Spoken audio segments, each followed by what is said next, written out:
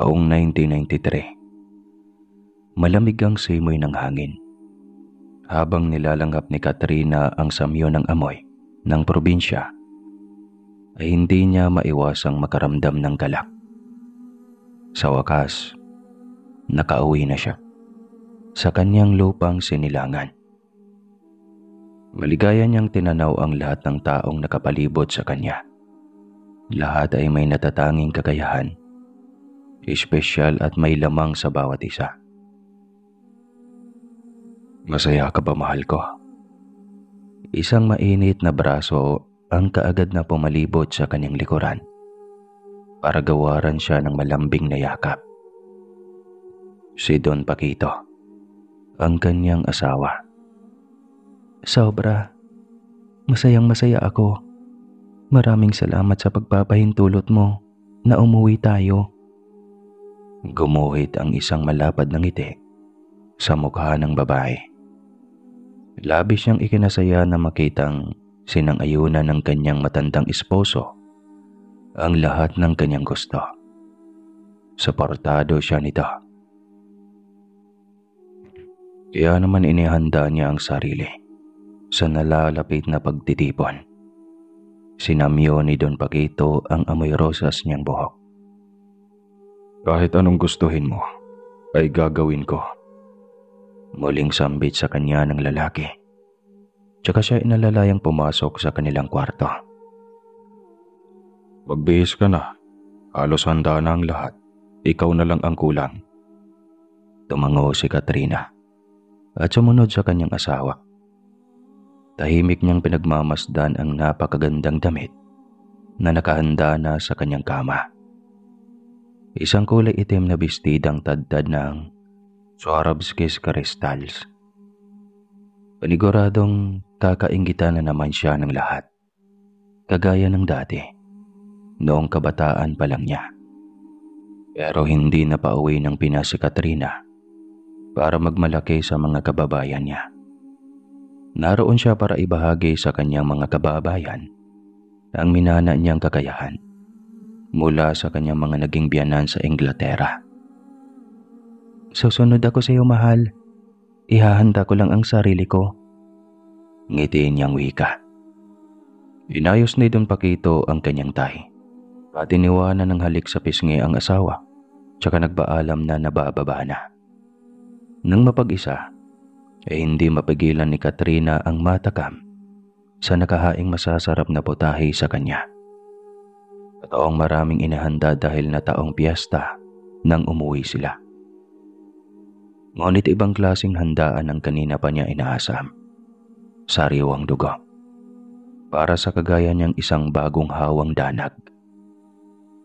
Sa ibaba ng bahay, sa may hardin, abala ang lahat ng kasambahay sa paghahakot ng mga pagkain. Ito ang unang pagkakataon na umuwi ang kanilang senyorita Katrina mula sa Inglaterra. Kaya aligaga ang lahat sa pagsisilbi, lalo na at may mga kasama itong bisita na darating din mamaya sa piging.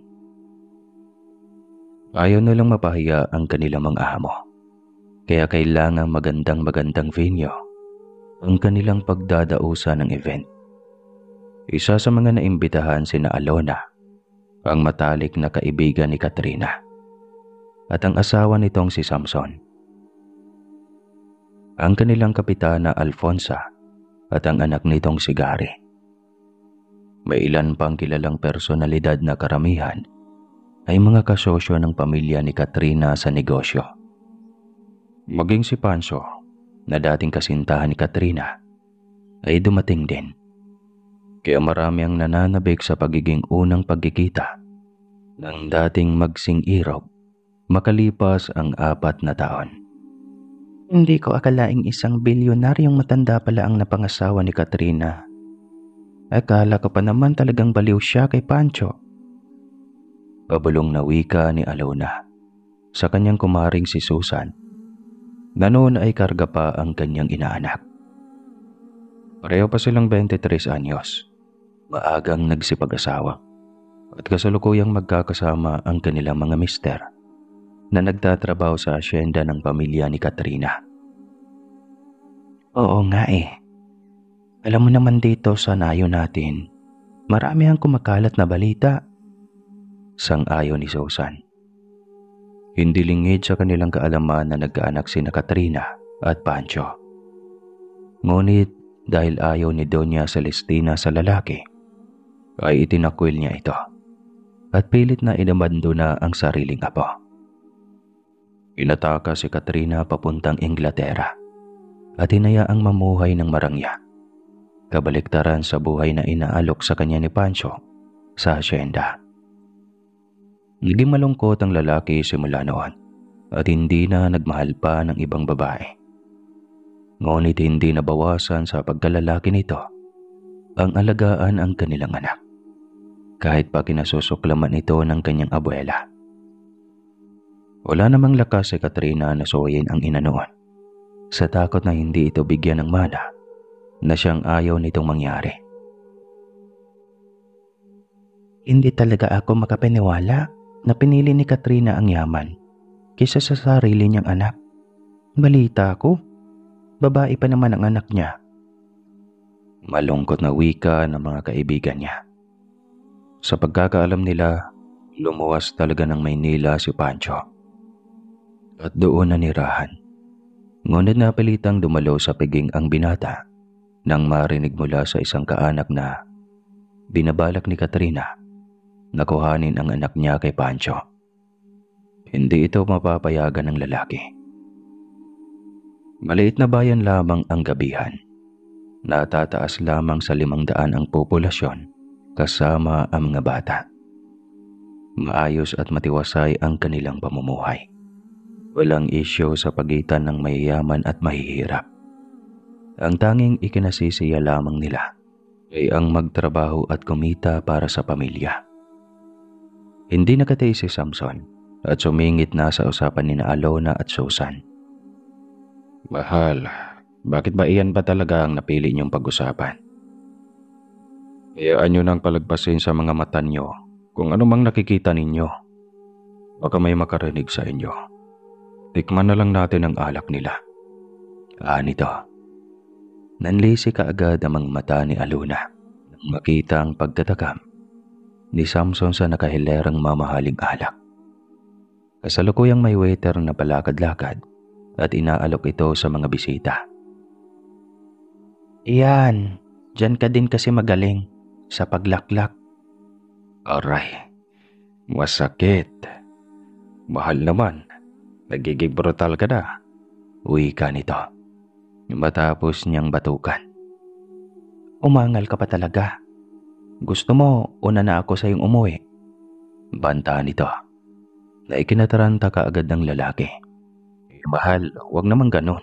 Alam mo naman na buntis ka. Hindi ka pwedeng umalis na mag-isa at baka lamigin ka. Niyakap ni Samson ang kanyang asawa. Kaya kinilig sa kanilang dalawa si Susan. Bagya silang nahinto sa paglalambingan nang dumating na ang MC para sa programang iyon. Inanunsyo na magsisimula na ang kanilang pagtitipon. Umapailan lang kaagad ang malamyos na musika sa ere, kasabay ang pagsasayawan ng ilan sa mga lokal na bisita. Sa hagdanan naman mula sa malaking bahay ni Katrina, dahan-dahan na bumaba ang iba pang mga bisita. Ang mga ito ay kay gaganda at kay kakisig tingnan sa suot nilang eleganting mga damit. Halos mga 5 pares din ang bumaba bago nila nasilayan ang kagandahan ni Katrina. Habang dahan-dahang bumababa, kaagapay ang kanyang esposo. Nagbulunga ng mga tao nang makitang silang magkasama ni Don Paquito. Ilan ay lihim na napapagawi ang tingin sa kinaroroonan ni Pancho. Ngunit walang pakialam ang binata sa kung anuman ang maririnig niya. Nagpunta siya sa pagtitipong iyon na may dalang mabigat na dahilan. Hala, kahit may katandaan na si Don Paquito, may itsura pa din siya. Kinikilig na wika ni Alona.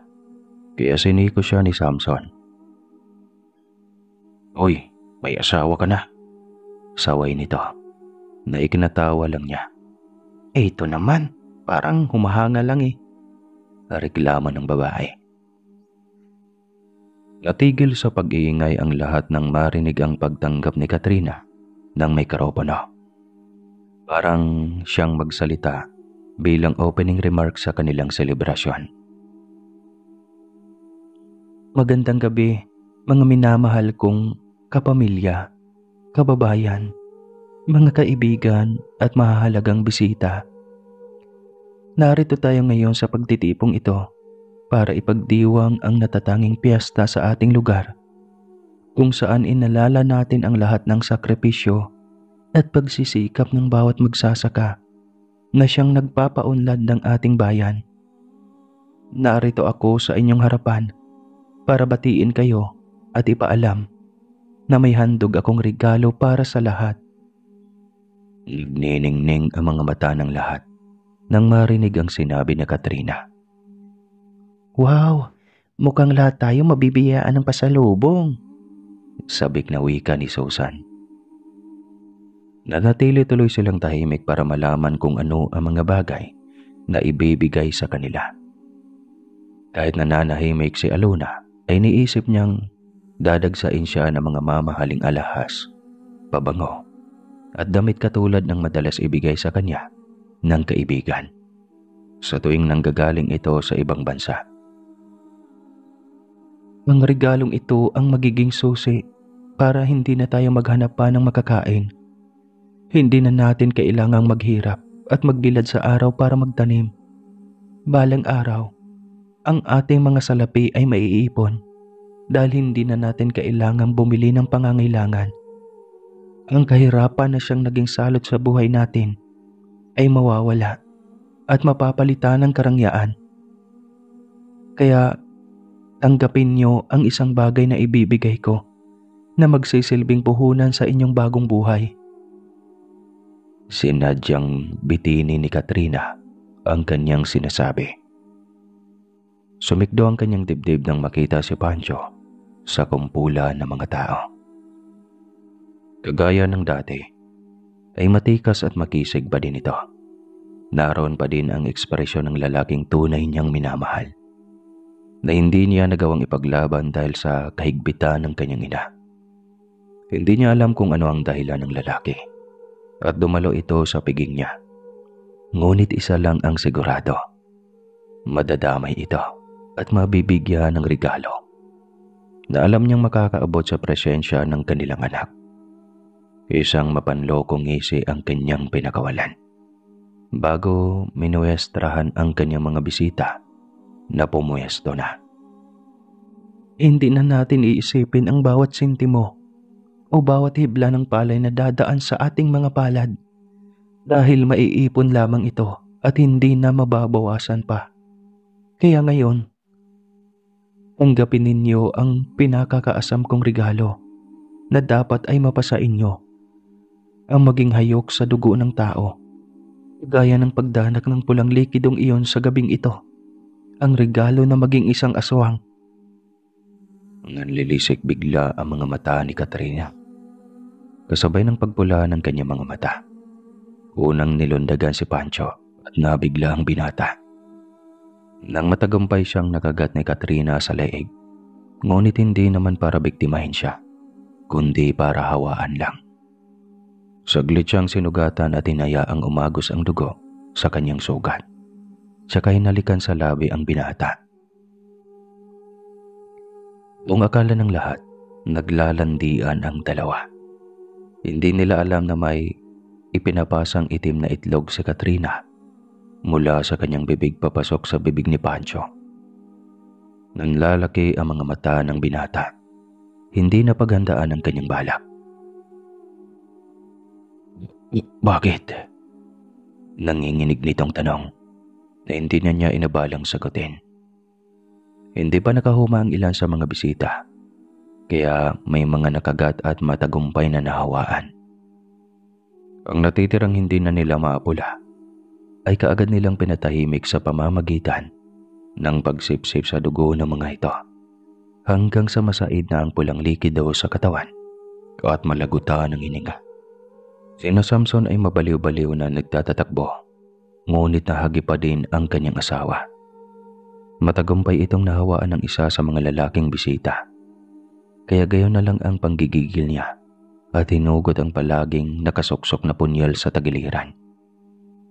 Igawa niyang makapanaksak, ngunit hindi na niya nailigtas ang kanyang asawa na noong mga sandaling iyon ay nagpupumigla sa animoy nilalason.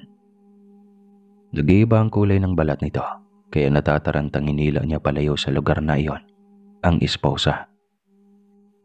Si Susan naman ay nagawang magtago sa isang hindi nakalak na segunda manong sasakyan.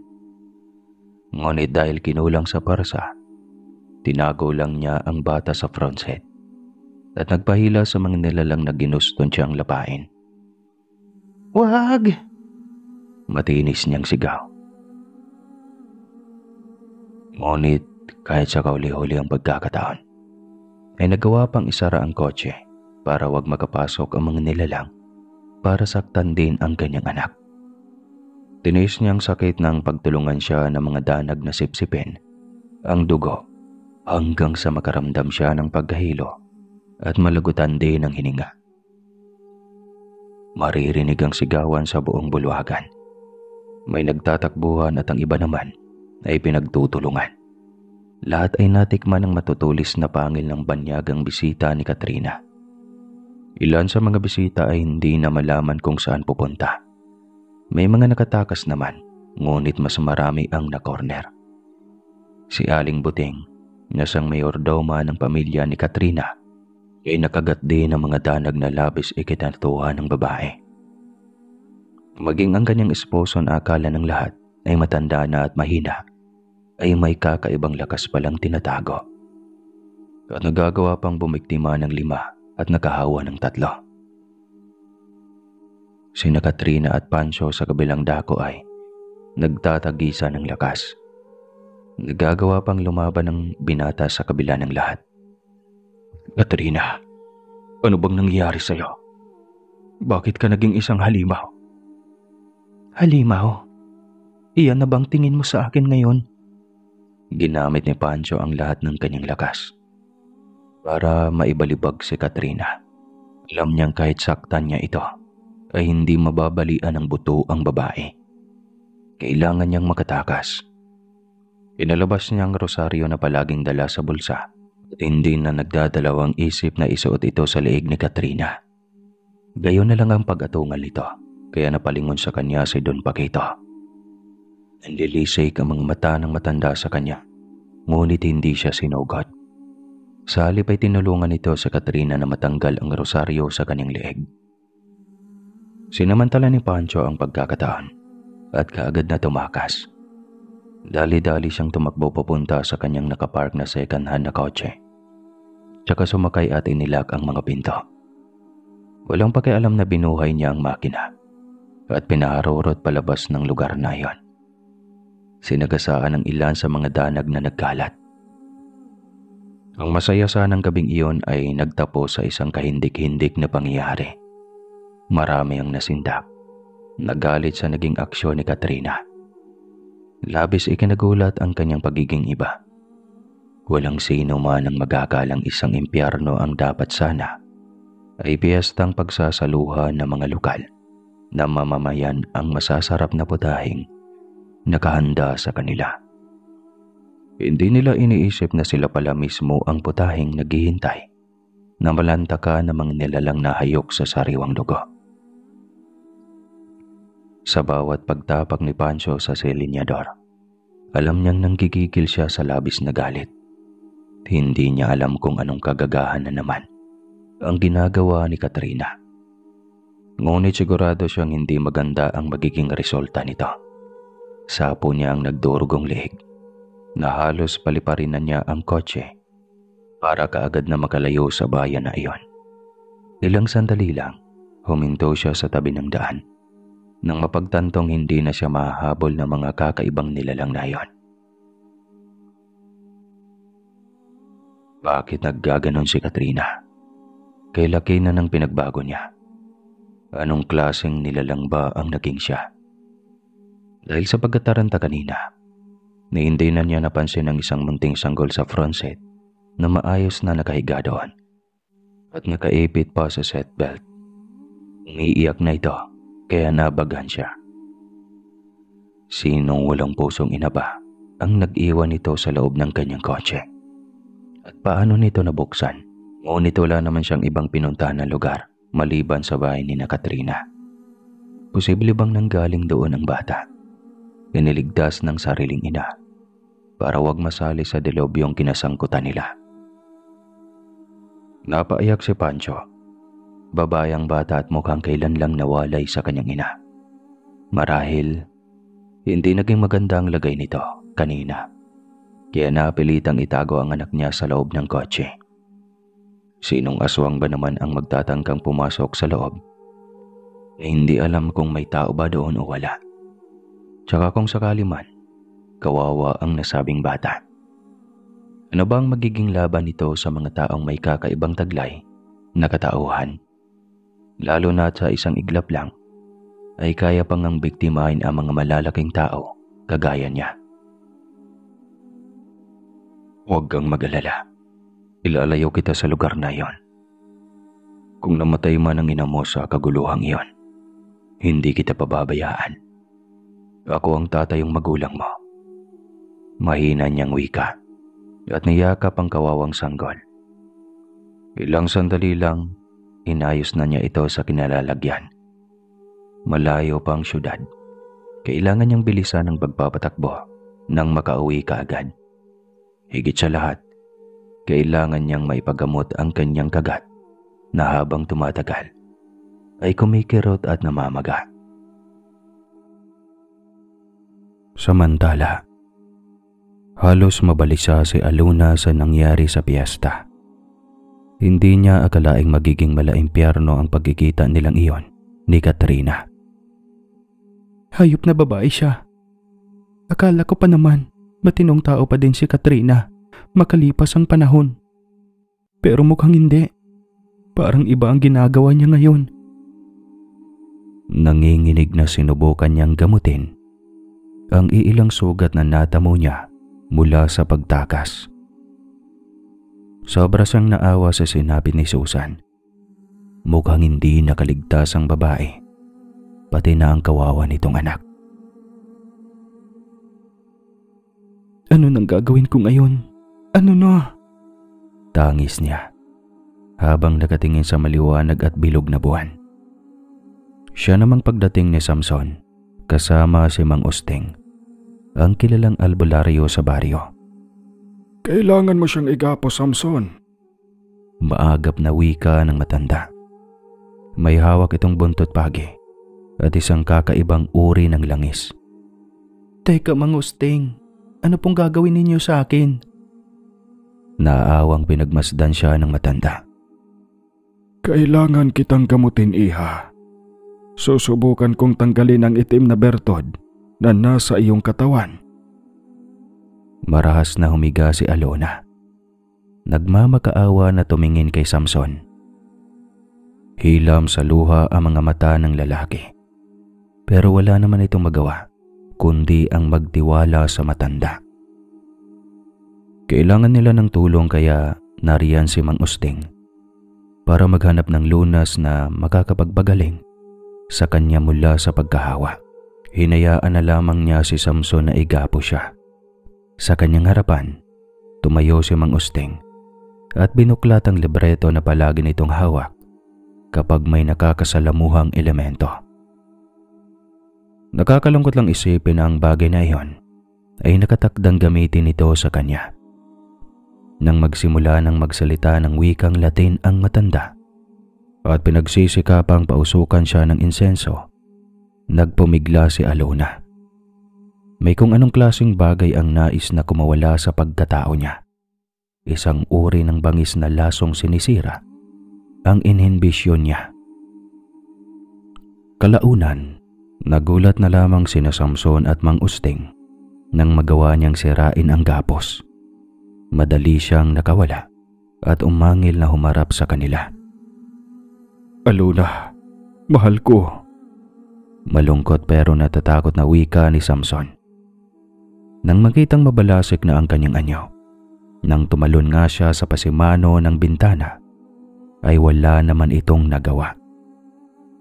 Kaagad niyang tinalunto ng madilim na kalsada hanggang sa tuluyan na nga siyang makalayo sa kanilang tahanan. Sa kanyang pagtakas, nakarating siya sa kabilang baryo. Tahimik at maayos ang pamumuhay ng mga tao doon. Walang nalalaman sa lagim na sinapit nila sa bayan ng gabihan. Kaya akala ng mga tao, ayos lang ang lahat. Tahimik na gumapang si Alona sa isa sa mga kabahayan. Nagkataong nakarating siya sa bahay ng isang babaeng buntis. Nakita niya na mag-isang lumabas ang babae sa bahay at kaagad na nagtungo sa kakahuyan. Ang nasabing babae ay hindi pamilyar sa kanya. Pero may kakaiba itong presensya na hindi mawari. Dala na matinding kuryosidad, sinunda ni Alona ang babae sa kanyang pagkataong aswang. Wala na siyang pakialam kung makita man siya o hindi. Pero nang dumating sila sa kakahuyan, nagulat siya dahil hinarap siya ng babae. Alam pala nito na sinusundan niya ito. Hindi ka palubusang nilamon ng kadiliman, babae. Kaya huwag mong hayaang makakain ka ng lamang loob o dugo ng tao. Alam ko ang nangyari sa iyo. Wika nito na labis niyang ipinagtataka. Ano ang ibig mong sabihin? Paano mo nalaman na may nangyari sa akin bago ako dumating dito? Mabangis niyang wika. Kaya naman hinarap siya ng babae. Hindi ako isang normal na tao. Isa akong engkanto. Pero kailangan ko nang lisanin ang mundong ito. Oras na maisilang ko ang sanggol sa aking sinapupunan. Kaya ibibigay ko siya sa iyo bilang anak mo. Siya ang magpapaalala sa iyo na tao ka at hindi ka aswang. Napaatras si Alona. Hindi niya akalaing magagawa siyang patigilin ng babae sa masama niyang binabalak. Plano niyang biktimahin ito dahil nalalanghap niya ang mabangong aroma ng sanggol sa sinapupunan nito. Pero nang makita niyang nagsabog ng liwanag ang babae sa kinatatayuan nito, hindi na niya nagawang sakmalin ito. Kusang sumigaw ang babae at umiri ng pagkalakas-lakas. Si Alona na saglit na kalimutan ng pagiging aswang ay tinulungan ng babae. Pinahiga niya ito sa damuhan at hinayaan itong magluwal ng sanggol doon. Isang malusog na sanggol na lalaki ang iniluwal nito. Alagaan mo ang anak ko. Siya ang magbibigay ng lunas sa iyo pagdating ng araw. Wika ng babae at kaagad na pumanaw. Sa labis na pagkagulat ni Alona, hinawakan pa ng babae ang sanggol at ginawaran ng basbas. Namangha siya dahil naging kakaibang balat ito sa kanyang leeg. Isang klase ng balat na hugis korona. Pero, alam mo kung ano ako. Baka masaktan ko siya. Hindi ko man gustuhin. Angal niya na mahinang ikinailing ng babae. Hindi mangyayari iyon.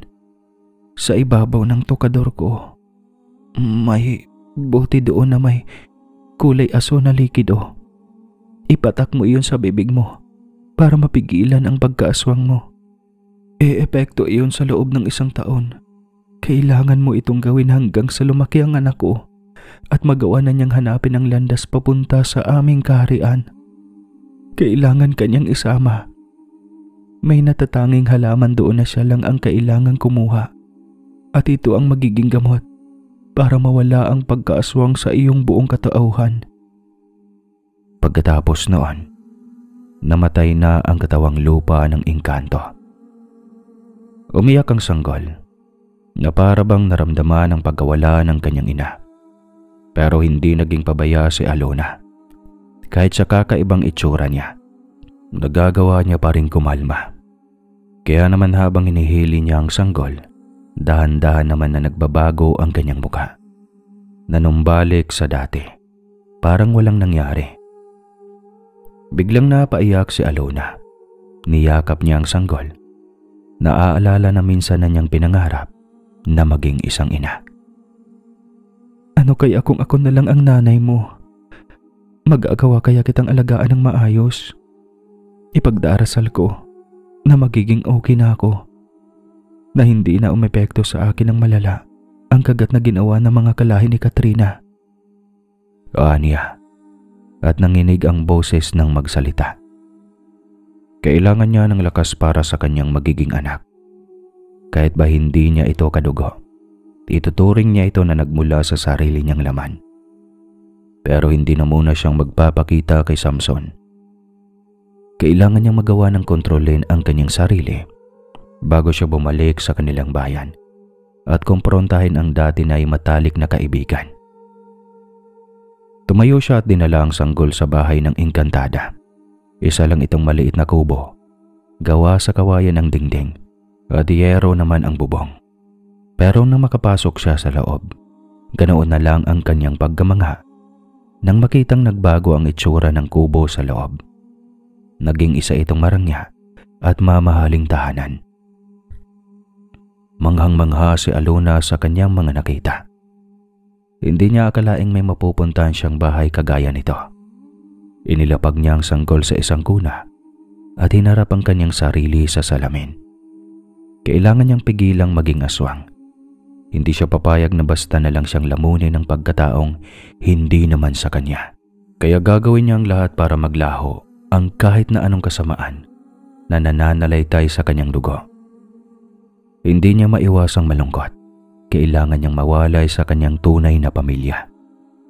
Pero wala siyang magagawa. Ito na siguro ang magiging linya niya. Nilapitan niya ang isang tukador. May nakita siyang nagkalat na mga bagay, pero umagaw sa kanyang pansin ang isang botelya na may lamang asol na likido. Ito na siguro ang sinasabi ng babaeng engkanto. Niya, at kaagad itong dinampot. Binuksan at nagpatak sa kanyang bibig, tsaka muling inilapag ang bote. Nagulat siya nang magliwanag ang kanyang katawan, at kaagad siyang nanghina. Hindi napigilan ng sarili na kaagad siyang nawala ng malay. Hindi na alam ni Alona kung gaano katagal siyang nahimbing. Nang magising kasi siya, may ibang presensya na siyang nararamdaman sa loob ng bahay. Bumangon siya at nagulantang nang makita ang isang tikbalang na nakatitig sa kanya. Gimbal na nagsisigaw si Alona. Sino ka? Bakit ka nandito? Isa ka masamang elemento. Lumayas ka! Sigaw niya, ngunit hindi man lang natinag ang tikbalang. Sa halip, nagpakawala ito ng nakakapanindig balahibong atungal. Nagulat na lang siya nang makitang naiintindihan niya ang sinasabi nito. Nagpapakilala ang tikbalang. Siya raw si Amaro. Siya ang itinakdang maging tagapagbantay ng sanggol na nasa pangangalaga niya. Mas lalo pang nagulat si Alona nang makita niyang nagbagong anyo ang tikbalang.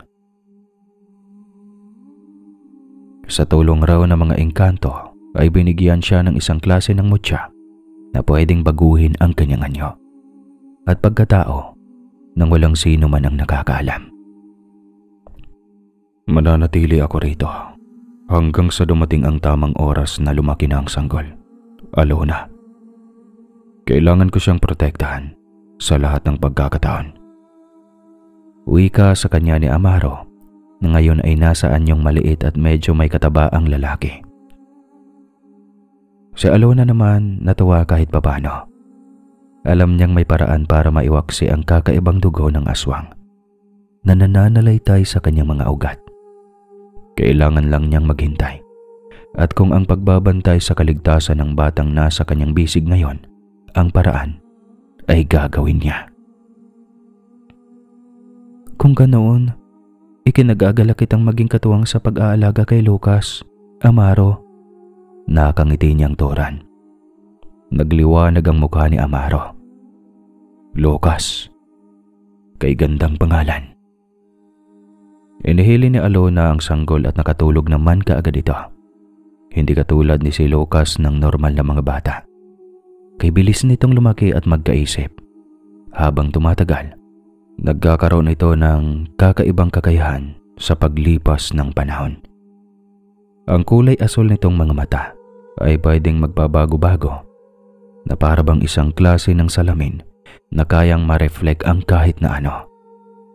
Kahit nasa bahay lang sila ni Alona, nakikita pa din niya ang tunay na nangyayari sa kanilang lugar sa gabihan. Nakikita niya ito sa mahiwagang salamin na mayroon sa bahay ng Engkantada. Alam niyang maraming kasamaan na pilit na pinapakalat ni Katrina, kaya labis siyang nanggigigil at ginusto ng sakta ng babae. Kung may kakayahan lang ako, gusto ko sanang saktan si Katrina para gantihan siya sa pagsira sa buhay ko. Minsan ay wika niya habang nakatitig na naman sa salamin. Pwede mo namang gawin iyon, Alona. Pero kailangan mong makahanap ng agimat. Paliwanag ng tikbalang na si Amaro. Kailangan niyang maghanap ng mapapangalagaang agimat na pwedeng gamitin sa pagkikipaglaban. Doon din naman dawahantong ang lahat ng ito. Ang ginawang kaguluhan ng mga danag ay hindi basta-basta. Halos damay na ang lahat. Anong klaseng agimat naman ang pwede kong gamitin, Amaro? Nag-isip si Amaro.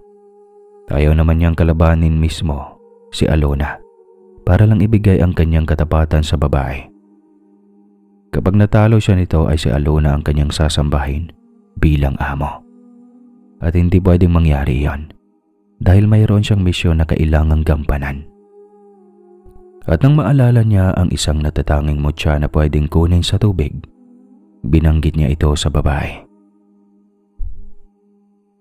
Kailangan mong makuha ang mutya ng tubig, Alona. Ito lang ang makakapagbigay sa iyo ng kakayahang makontrol ang tubig. Sa gayon, may pag-asa ka ng tapatan ng kalaban mo at baka matalo mo pa ito. Kung ganoon, hayaan mo akong kunin ito. Wika niya na ikinatango ni Amaro. Kunin mo ang nararapat para sa iyo. Pero mag-ingat ka. May tagabantay ang batis na kailangan mong kuhanan ng agimat. Isang matandang mangkukulam na may kakayahang manggawad ng sumpa. Siya ay isang usikan. Lumaki ang boses ni Amaro pagkasabi noon. Gayunpaman, buo na ang loob ni Alona. Hahanapin niya ang mutya at magiging tagapangalaga nito. Kailangan niyang gawin ang lahat. Manumbalik lang sa normal ang buhay niya. Matapos na magkasundo na sila, si Amaro na muna ang bahala kay Lucas. Lumarga na si Alona papunta sa batis. Hindi ito kalayuan sa kanyang tinitirhan ngayon, pero nasa boundary na ito ng gabihan. Tanging lagas-las ng tubig ang kanyang naririnig nang makarating sa batis. Malamig at sariwa ang hangin, kaya huminga si Alona at nakiramdam sa paligid. Saglit siyang natulala. Naalala ang dating buhay kasama ang mahal niyang mister na si Samson. Ang simple nilang pangarap, ang kasiyahan at kalungkutan na pinagsaluhan nila. Namimiss ko na ang asawa ko, pero kailangan kong gawin ito, anya. At matatag na nilapitan ang bahay ng mangkukulam na sinasabi ni Amaro. Kumatok siya at pinagbuksan ng isang matandang babae na may magulong buhok at maraming uban. Sino ka? Mahinang tanong ng matanda. Ako po si Alona. Narito po ako para hingin sa inyong permiso na maangkin ang mutya ng tubig. Anya na ikinaatras ng matanda. Saglit siyang tinitigan at pinagtawanan nito. Ikaw, mangangalaga ng mutya. Paano mo naman gagawin iyon? Iisa ka namang aswang. Humalakhak pang mangkukulam matapos itong sabihin sa kanya. Nagalit si Alona pero naisip niyang wala namang magagawa ang mangkukulam kahit pa ilang beses itong tumanggi. Total naman, kapag ginusto niyang saktan ito ngayon, kaya niyang gawin. Sa isang iglap, sinugod niya ang matanda. Umatras ito at naalarma. dahilan para lumaban din ito sa kanya. Hindi basta-basta ibinibigay ang isang mutya. Babae, kusa itong nagpapakita sa iyo kung ikaw talaga ang karapat-dapat. Kaya para mas lalo mong maintindihan, hayan, kailangan mong makita ang mga katangiang dapat mong taglayin para mahanap ang mutya. Wika ng mangkukulam at naglabas ng isang kakaibang sanga. Nagsimula siyang magsalita sa wikang Latin na tanging siya lamang ang nakakaintindi, pero malamig na hangin ang sumalubong kay Alona. Para bang may ginagawang hindi maganda ang mangkukulam sa kanya. Sa takot niya, umalis si Alona sa lugar. Babalik siya kapag may kakayahan na siyang labanan ang mangkukulam. Hindi nga siguro madaling kunin ang gusto niya dahil nga hindi ito basta-bastang bagay. Kaya naman nagpasya siyang umuwi na muna at mag-isip. Ngunit habang naglalakad siya sa kakahuyan, isang nilalang ang sumalubong sa kanya. Naglalaway at nanilisik ang mga mata. Sino ka? Anong klaseng nilalang ka? At anong kailangan mo sa akin? Ngumisi ang nilalang. Kay laki ng bibig nito at napakapangit. Ang kanyang kasilanan ay halos humalik na sa lupa dahil sa labis na haba. Isa pala itong tambaluslos. Saan ang punta mo, Bini-Bini? Hihihi. Ngumisi ito at walang babalang sumugod sa kanya. Nang mabilis namang pagkilos ni Alona at naiwasan ng bawat atake nito. Kay bibigat ng hakbang ng tambaluslos, pero nagawa niya itong iwasan. Para siyang dadaganan kasi. Hindi mo ko matatagasan. Umaangil nitong sigaw at kaagad siyang kinalmot para sana manghina at mabitbit sa kung saan. Pero nakadampot ng bato si Alona at ginamit niya ito para ipukpok sa ulo ng nilalang. Hindi ito gaanong nasaktan pero sapat para manggalaiti ito sa labis na galit. Talagang ang lakas ng loob mong labanan ako, ha? Singhal nito at naganda sa isang pagsugod. Si Alona naman ay inahanda din ang sarili at kaagad na pumesto. Laking tuwa niya nang maalalang may dala pala siyang punyal na dati niyang minana mula sa mga magulang. Hindi ito yari sa bronze, kaya wala siyang dapat na ipag-aalala sakaling mang magkaroon sila ng engkwentro at masugatan siya. Kailangan ko makuha ang mutya na meron ang nilalang na ito. Hindi ako dapat magpapadalo. Wika ni Alona at pumikit ng kanyang mga mata. Ngayon lang, kailangan niyang maging aswang. Ang ibig sabihin pala ng likidong nasa tokador ay pipigilan nito ang pagkaaswang niya. Pero oras na gugustuhin niyang maging aswang o nakakasindak na nilalang, walang makakapigil sa kanya. Aba, isa ka palang aswang. Ano, babae? Handa ka na ba? Nakangising wika ng nilalang. Sumama ang tingin ni Alona sa kanya at inihanda ang sarili. Hindi kita aatrasan, sigaw niya at mabilis na sinaksak ang nilalang. Makalipas ang 18 taon, taong 2011. Papa, tignan niyo po, nagtagumpay ako. Masayang wika ng 21 anyos na si Kael. Hawak ng binata ang mutya na noong isang araw pa lang ay pinag-uusapan nila. Ang mutya ng kidlat na nagtataglay ng lakas at bilis na kagaya ng kidlat. Kaysa nang ganap na antingero ang kanyang anak. Iyon na ang pinaka-kaabalahan ni Pancho.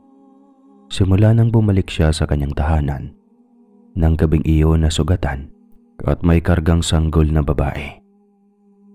Hindi niya makakalimutan ang gabing iyon na nagpabago sa kanyang buhay. Agaw buhay na siya dahil sa laso na kumakalat dulot ng pagkagat ni Katrina nang daluhan siya ng kasambahay na si Aling Tinay. Pasalamat na lang siya dahil may kaalaman sa panggagamot ang ginang. Dahil isa itong mangkukulam na gumagamit ng puting mahika. Kaagad siyang nagamot at matagumpay na naipalabas sa katawan ang laso na iyon. Nagtaka pa ang ginang kung kaninong sanggol ang dala niya. Ipinaliwanag niya sa matanda ang nangyari. Kaya naman matagal ding hindi siya bumalik sa bayan nila sa gabihan. Inabala niya ang kanyang sarili sa pagtuturo sa anak kung paano maging isang magaling na antingerong albularyo. Hindi siya papayag na bawiin ni Katrina ang kanyang anak, kagaya ng madalas na sinasabi ng babae sa tuwing dadalaw ang dating kasintahan sa kanyang panaginip.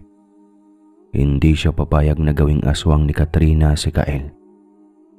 Hindi naman lingid sa binata kung sino ang kanyang tunay na ina. Alam ni Kael ang pagkatao ni Katrina. Hindi naman iyon ipinagkait ni Pancho sa kanya.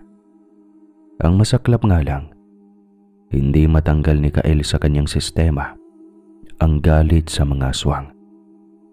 Dahil marami na silang naririnig na balita tungkol sa mga nasabing nilalang. Marami na silang pinatay at hinawaan. Binabati kita, Kael. Sabi ko na nga ba, magagawa mong hulihin ang mailap na mutya ng kidlat. Proud niyang sambit sa kanyang anak. Tinapik pa niya ang balikat ng binata. Gagawin ko po ang lahat. May pagtanggol lang ang mga walang kakayahan, Papa. Kung para kay Mama, pagkain ng mga taong kagaya natin, ipapamukha ko sa kanya na nagkakamali siya. Hindi ko matatanggap ang ginawa niyang pananakit sa mga inosenteng tao. Dinamay niya pa ang mga magulang ni Divine. Paliwanag ni Kael. At nginitian ang papalapit na si Divine. Siyang sanggol na noon ay niligtas ni Pancho. Lumaking kay gandang babae na marahil nagmana sa namayapan niyang ina. Anak na din ang turing ni Pancho sa dalaga. Kuya, ayan ka na naman eh.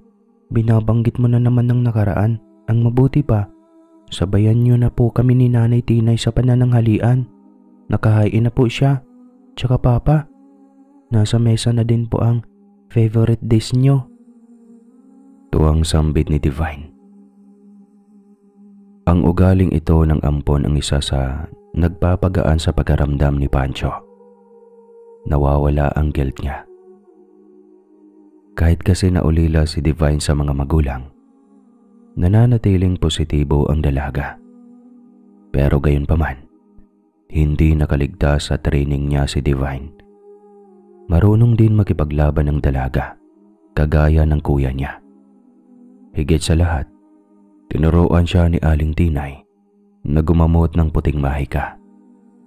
Sa madaling salita, isa na din siyang mangkukulam na putian. Ngumiti si Pancho at tumayo na mula sa kinaupuan. Inakay siya ng malambing na si Divine. Hindi rin naman nakaligtas si Kael na noon ay hinawakan na din ng dalaga. Halika na kuya, balikan mo na lang mamaya ang ginagawa mo, okay? Kay hirap tanggihan ng dalaga. Lalo na kapag napatingin sila sa magagandang mga mata nito. Tuloy, iiling-iling na sumama si Kael sa kanyang ama at kapatid. Masaya nilang pinagsaluhan ang inihanda ng butihin nilang kasambahay.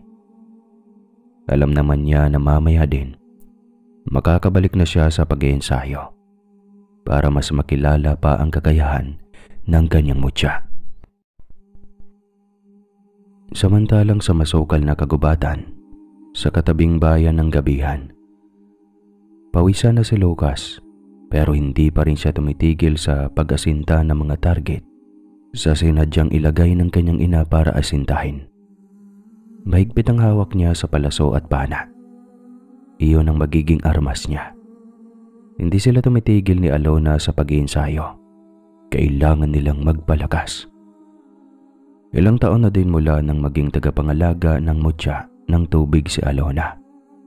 Natalo niya ang matandang mangkukulam na kilala sa pangangain ng lamang loob ng kanyang mga biktima. Si Amaro naman, wala pa ring pinagbago. Mahigpit at mahalaga pa rin sa mahal na prinsipe. Hindi rin kasi lingid sa kaalaman ni Lucas ang tunay niyang pinagmulan, na isa siyang anak ng Engkantada, at si Alona ang tumatayo niyang ikalawang ina. Nakatakda siyang tumulong kay Alona na labanan ang mga aswang na danag na naghasik ng lagim sa kanilang lugar. Dahil ninakaw ng nasabing mga nilalang ang mahalagang batong nagbibigay ng balanse sa mga lagusan mula sa ibang dimensyon. Iyon daw ang dahilan kung bakit may taglay na kakaibang lakas ang mga aswang at mas madali para sa kanila ang manghawa. Dahil sa source of power nila na dapat ay nagbibigay ng buhay at sigla sa kagubatang pinangangalagaan ng kaharian ni Lucas, kung saan ang inang Rena na siyang nagluwal sa kanya ang namamahala. Sa katunayan, napilitan ngang mag-anyong tao ang inang Rena para mahanap ang mga nilalang. Pero hindi niya kayang labanan ang mga ito.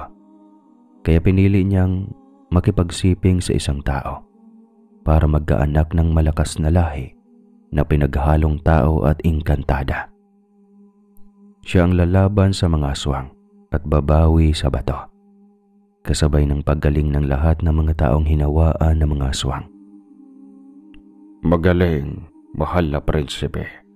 Siguradong matutuwa ang iyong ina kapag nakita ang kahusayan ninyo sa pag-iinsayo. Manghang wika ni Amaro na noon ay nagmamasid lang sa isang tabi. Si Alona naman na tila ba pinagtibay na din ng panahon, walang paglagyan na labis ang saya.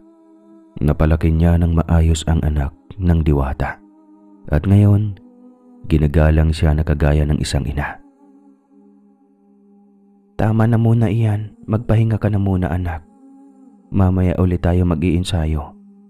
Nito. Tumango naman si Lucas at inilapag ang pana at palaso sa kahoy na mesa. Pinunasan niya ang pawisang muka. Hindi magtatagal. Haharapin na natin ang mga lapastangan ng aswang na sumira sa balanse ng mundo. Ang problema na lang natin, tatatlo lang tayo, inay. Hindi sapat para labanan ng maraming lahi na nilikha ng pinuno nila. Mahinang sambit ni Lucas na nagpatigil kay Alona. Halos 18 taon na nga pala ang nagdaan. Alam niyang malakas na ang parsa ni Katrina. Pero bakit nga ba humantong sa ganon ang matalik niyang kaibigan? Hindi man lang niya nalaman ang rason. Dahil simula nang mapadpad siya sa tinuturing na niyang tirahan, hindi na siya nagdanggang bumalik pa doon. Kahit sobra ng pangungulila niya sa asawang si Samson, ay tiniis niya. Huwag lang mapahamak ang lalaki. Kumusta na kaya si Samson? Wala sa sariling tanong niya habang nakatanaw sa langit. Dahan-dahan namang pumatak ang masaganang luha sa kanyang mga mata. Nasasaktan siya sa pagkakahiwalay nila ng lalaki. Matatangkapan niya kung nang babae si Samson o kusa na lang siyang iniwan. Pero hindi. Nasasaktan siya dahil hindi mawala sa isip niya ang pag-aalala at sakit na nakita niya sa mukha ni Samson. Lumapit naman si Lucas sa kanya, tsaka hinawakan ang kamay niya. Mama, huwag kang mag-alala. Balang araw po, makikita mo rin siya. Magiging maayos din ang lahat. Kailangan lang nating tatagan sa ngayon ang mga sarili natin. Nang sa gayon, magawa nating mapagtagumpayan ang hangarin natin. Maraming salamat anak ha. Palagi mong pinapalakas ang loob ko. Napakaswerte ko sa iyo. Sambit ni Alona sa bayakap sa kanyang anak. Ngumiti si Lucas at nilingon si Amaro. Tayo ang swerte, ma, kasi may bantay tayo na kasing tapang ni Amaro. Unti-unti naging ngisi ang kanina ay simpleng ngiti ng binata. Sumaludo naman sa kanila si Amaro. Ikinararangal ko ang maging tagabantay ninyo, mahal na prinsipe. Naghahanda akong labanan ang kahit na sinong magtatangka sa inyong buhay. Tumango na lang si Lucas, pero hindi niya magawang biruin ng todo si Amaro. Gusto lang naman niyang sabihin sa tikbalang na marami na din itong natakot na mga taong naligaw sa kanilang bahay. Kaya halos karamihan natatarantang nagsisigaw, palayo dala ng sindak na baka sila ay masaktan. Hindi sa lahat ng panahon, iaasa na lang natin kay Amaro ang kaligtasan natin. Ilang nilalang na din ang napadpad dito na pinagtangkaan tayo at kilala na din nila, kaya naman kailangan pa rin nating galingan ang pag-iinsayo. Payo naman ni Alona. Tuloy, muling sumabak si Luca sa estriktong pag-iinsayo. Habang abala siya sa ginagawa, isang malaking pagdiriwang naman ang nagaganap sa mansyon ni Katrina sa gabihan. Nakahanda na ang mararangyang gamit sa bakuran. Nakahilera na ang masasarap na pagkain at magaganda ang bihis ng mga taong dadalo. 2 okasyon ang bibigyan nila ng halaga sa araw na yon. Ang nakatagdang pagpasa ni Don Paquito sa kanyang itim na bertod sa anak na si Viera at ang paglisa ni Don Paquito para mamahinganan ng tuluyan. Sigurado ka na ba talaga sa desisyon mo, mahal ko? Pwede nating ipagpaliban ang pamamahinga mo. Alam mo naman na hindi ako sanay na mag-isa. Ayokong mawala ka sa tabi ko. Katrina, mahal ko. Hindi ako mawawala sa iyo. Mamamahinga lang ako. Tsaka malaki ang tiwala ko sa anak natin. Alam ko makakaya niyang harapin ang lahat. Basta gabayan mo lang siya ng maayos. Napipilitang tumango si Katrina sa tinura ng asawa. Sa loob ng 18 taon na nagkasama sila, wala siyang maipipinta sa asawa. Ginawa ni Paquito ang lahat. Umangat lang sila at mas nagtriple pa ang kayamanan. Ang dati ay halos mamamatay sa sindak na mga empleyado nila, matatapang na ngayon. Dahil sila ay magkatulad na. May mga dugong aswang na rin. Magkapareho na ng lahi. At kagaya nila, tao na din ang pinapatay ng kanilang mga tauhan para malamanan ang nagugutom na mga sikmura. Hinalikan ni Katrina sa pisngi ang nangihinang asawa. Maayos na nakahiga si Paquito sa kama. Suot ang pinakamagandang damit, panglibing na pinasadya pa nila sa isang kakilalang mananahi. Tatandaan ko ang lahat ng sinabi mo, mahal ko. Pangako, lalaban kami para sa ating lahi at para sa iyo. Wika ng babae na ikinatango ni Paquito. Matanda na ang Don, kahit pa may dugong aswang siya, mabagal na siyang kumilos. Hindi na bastang-basta makagalaw ng maayos. Ito ang dahilan kung bakit kailangan niya niyang ipasa sa anak na si Viera ang pagiging supremo. Maliban sa makakapagpahinga na siya, alam niyang hindi siya bibiguin ng nag-iisang anak. Kaya ni Viera na pamunuan ang kanilang hukbong aswang. Gusto nilang gumanti sa mga tao dahil sa paulit-ulit na pagtugi sa kanila. Hindi kailanman makakalimutan ni Paquito ang nangyari sa una niyang pamilya noong nakatera pa sila sa Inglaterra. Halos araw-araw may banta sa mga buhay nila. Natatakot na ang kanyang asawa at mga anak sa unang asawa. Kaya gumawa ang lalaki ng paraan para makaiwas. Kaso sadyang peligroso talaga ang buhay ng mga aswang. Minsan, sa kalagitnaan ng paghahapunan, pinaulanan sila ng bala ng baril na may blessings ng pare. Tinamaan ang kanyang buong mag-anak at namatay. Halos isumpa ni Paquito ang mundo, pero dumating sa buhay niya si Katrina. Isang napakagandang artistahin na muling bumuhay sa namayapan niyang puso. Nagtapat siya ng pag-ibig sa dalaga at sa kabila ng malaking agwat ng edad nila, nagmahalan silang dalawa, kaya nagkasaksakan na. Ipinagtapat niya kay Katrina ang tungkol sa kanyang katauhan. Hindi niya akalaing tatanggapin siya ng dalaga, mula ulo hanggang sa kuko ng paa. Sinabi pa ng babae na nakahandang magpahawa sa kanya para lang hindi maging alangan sa lahi nila. Kaya heto, humantong sa paghahari-harian sa gabihan ang pamilya niya. na wala na ngang gustong lumaban sa kanila. Lahat natatakot ng makipagkompetensya. Hinawakan niya ng mahigpit ang kamay ng asawa. Alam niyang hindi sang-ayon si Katrina sa gusto niya. Pero iyon lang naman ang paraan para mas lumakas ang puwersa nila. Ang magkaroon ng bagong pinunong may dobling kakayahan at kapangyarihan. Tawagin mo na si Vera, mahal ko. Oras na. Nito na ikinatango naman kaagad ni Katrina.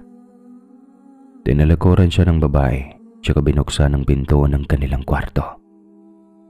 Nakatayo na sa labas si Vera, suot ang isang napakagandang puting bestida na naglalarawan sa kanyang pagkatao. Berhen at puro. Nagbigay galang kay Katrina ang babae.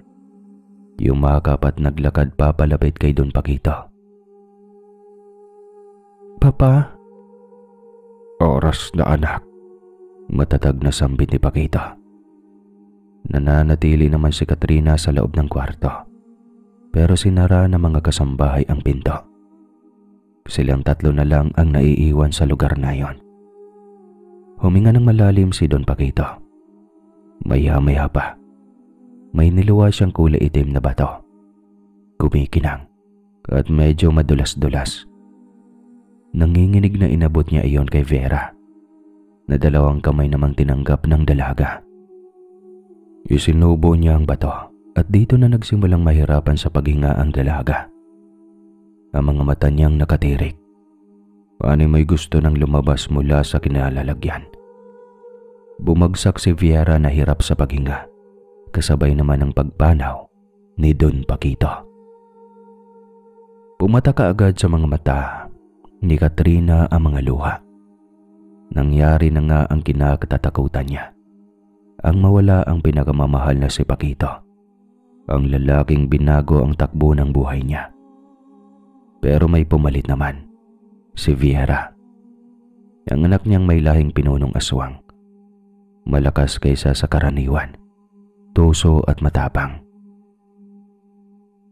Nang mawala ng malay si Vera, binuksan ni Katrina ang pinto. Tumambad sa kanya ang mga kasambahay na noon ay nakaabang sa may pinto at naghihintay sa kanyang sasabihin. Ihanda ang lamay. Ayusan si Vera. Mamayang gabi, magsisimula na ang unang selebrasyon para sa bilog ng buwan. Lalabas tayong lahat at hahayaang tanggapin ang kapangyarihang binabahagi nito. At wala sa inyo ang tatanggi. Wika niya. Nagsiungulan ang mga kasambahay at iba pang aswang na nasa harapan niya. Ganito ang ungol nila. Hindi, joke lang. Masusunod, mahal na Rena. Yuko ang ulong wika ng mga aswang na alam ni Katrina ay sumasang-ayon sa kanya. Nang gabing iyon, naganda ang mga aswang. Lahat ay nananabik lalo na nang dumating ang 2 dekarga na truck na mukhang mabigat ang laman. Ngumisi ang isa sa mga armadong lalaki at binuksan ang truck. Tumambad sa kanilang harapan ang napakaraming pulubi. Baka sa mukha nila ang kaba at takot, pero wala namang magawa para umangal. Ihanda niyo ang mga tao, paliguan at pakainin. Nang sa gayon, maging malusog naman sila mamaya sa kapiyastahan. Natatakam niyang sambit na ikinisigaw sa tuwa ng mga kapwa-aswang. Samantala, nahihimbing pa rin sa pagtulog si Vera. Masama ang kanyang pakiramdam. Halos hindi na nga niya magawang iwanan ang kasalukuyang panaginip na gumagambala sa kanya ngayon. Tumatakbo sa kawalan si Vera hanggang sa mamataan niya ang isang masukal na kagubatan. Napakurap ng kanyang mga mata ang dalaga. May natatanaw siyang isang makisig na lalaki. Puti ang kasuotan ng binata na may rebating ginto. Kulay puti din ang buhok at may kataasan ang hugis ng tenga. Ang kanyang mga mata ay kulay asol na kasing lalim ng karagatan na minsan ay sinubukan na niyang tawirin. May sukbit na pana at palaso ang binata. Alam na niya kaagad na hindi normal ang lalaki. Isang engkantado. Viera, sambit ng binata na ikinasinghap niya. Kilala mo ako? Hindi makapaniwalang wika ng dalaga. Ni minsan, hindi pa siya nagpakita sa kahit na kanino, maliban sa mga magulang at kapwa mga aswang. Kaya paano siya nakilala ng makisig na engkantado? Oo naman, imposibleng hindi kita makilala, Viera. Ang lahi mo lang naman ang kumuha ng pinakamahalagang bagay na nagbibigay ng balanse sa aming mundo. Sambit ng binata na mas nagpalito sa kanyang isipan. Sino ang lalaki? Anong kinalaman niya sa hinahanap nilang bato? Sigurado ako kahit kailan hindi pa kita nakita. Niya at piniling lumapit pa sa lalaki. Natunghayan niya ang magagandang mga mata ng binata. Hindi niya maiwasang maakit, kaya hindi na rin napigilang haplusin ang kanyang pisngi. Alam mo bang kaakit-akit ka, Viera? Maraming taong pwedeng magmahal sa'yo, kahit sino ka pa. Basta pakikinggan mo lang ang puso mo. Hindi ka maligaw sa nais mong puntahan. Muli ay pagkausap sa kanya ng lalaki. Bakit mo sinasabi sa akin ang mga bagay na ito? Bakit kung makapagsalita ka, tila ba ako isang masamang nilalang? Naguluhan niyang tanong. Isang halik sa pisngi ang iginawad sa kanya ng lalaki. Huwag kang mag-alala, Viera. Sa mga susunod na araw, malalaman mo din kung bakit. Sagot sa kanya ng lalaki. Hindi na siya nakapagsalita pa nang mawala sa kanyang paningin ang nasabing lalaki. Sinubukan pa ni Viera na hanapin siya, pero hindi niya makita na ang lalaki. Hanggang sa maramdaman na lang ng dalaga na wala na siyang tinatapakan. Lumulutang siya sa ere habang may mga nagkakagulong mga nilalang sa paligid. Mabagal ang pagtakbo nila, tila ba naka-slow motion, hanggang sa bumungad sa kanyang harapan ang nanlilisik na mukha ng amang si Don Paquito. Sa anyong aswang, pero kilalang kilala niya. Huwag ka nang mag-isip na kung ano-ano pa, iha. Sundin mo na lang ang gusto kong mangyari. Alam ko naman na mabait kang anak. Ikaw ang aking tagapagmana. Hindi mo kailanman matatalikuran ng lahat ng nakatakda, maging ang kapalaran. Walang nagawa sa Viera, maliban sa sigaw lang at nagpupumiglas. Gustuhin man niyang makawala, hindi niya mapagtagumpayan. Kay lakas ng kanyang ama, hanggang sa napasigaw na lang siya nang ihagis siya ni Don Paquito sa malayo. Nanlilisik pa ang mga mata ng matanda habang nakatingin sa kanya. Huwag kang duwag! Sigaw nito. Sigaw rin ang sigaw sa Viera hanggang sa maramdaman ng mahinang tapik sa kanyang balikat. Agad siyang napadilat ng kanyang mga mata at kinakabahan at nanghihina. Mama? Nanginginig niyang sambit sa babaeng nagbabantay sa kanya. Inalalayan siya kaagad ni Katrina. Ayos ka lang ba, anak? Tanong ng kanyang mama na ikinatango naman ni Viera. Ayos lang po ako, ma. Medyo hindi lang po maganda ang gising ko. Napanaginipan ko si Papa. Galit na galit siya sa akin. Sabi niya, wag raw akong duwag. Harapin ko ang nakatakda at hindi ko pa siya maintindihan, ma. Bakit kailangan niyang magalit sa akin? Mahaba niyang litanya na nagpahulog kay Katrina sa malalim na pag-iisip. Baka naman guni-guni mo lang yan, anak. Tanging nasabi niya, kaya naman napailing si Viera. Hindi niya kayang itanggi na takot siya sa kanyang naging panaginip. Isa pa, walang guni-guni ang mga aswang na kagaya nila. Sa katunayan, sila ang dapat na nananakit, hindi kabaliktaran sa katotohanan. Nasaan si Papa? Wala sa wisyo niyang tanong. Tumikhim si Katrina. Magbihis ka na. Naghihintay ang iyong ama sa baba. Tipid niyang wika at iniwan na ang dalaga. Hindi naman nagtagal sa preparasyon si Viera. Bumaba siya at naabutan ang mga kalahi na nagbibigay pugay sa labi ng kanyang ama. Tahimik na lumuluha ang dalaga. Masakit man para sa kanya ang paglisan ni Don Paquito. Alam niyang may rason kung bakit kailangan nitong magsakripisyo. Para sa kanilang lahi, para sa kapangyarihan. Ipinagmamalaki ka niya, anak. Malaki ang tiwala niya na mapapangalagaan mo ang lahat ng naiwan niya. Huwag kang mag-aalala. Kasama mo ako sa laban. Hindi kita pababayaan. Mahinang wika ni Katrina at niyakap ang kanyang anak. Umungol ng kailalim si Viera.